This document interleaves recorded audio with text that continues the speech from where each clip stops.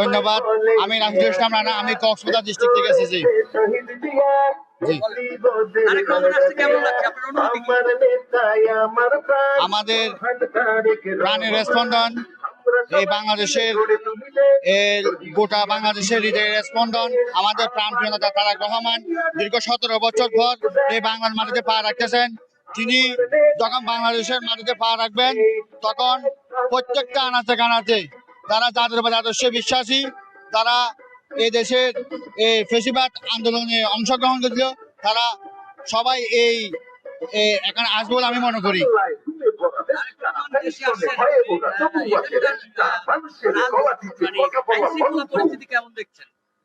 আমি অবশ্যই ভালো দেখছি। আমি বর্তমান সরকারকে, ইন্টারিম গভর্নমেন্টকে আমি অত্যন্ত ধন্যবাদ জানাই। তারা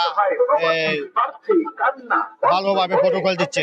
ইনশাআল্লাহ আমরা আমাদের নেতার সর্বোচ্চ সেফটি দাবি করতেছি।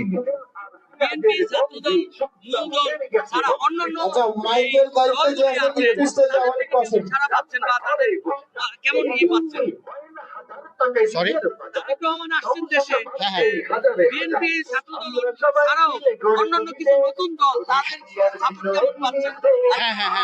তারেক রহমান আমাদের লিডার। তারেক রহমান হচ্ছে আমাদের আবেগ অনুভূতির জায়গা, আমাদের ভালোবাসার জায়গা।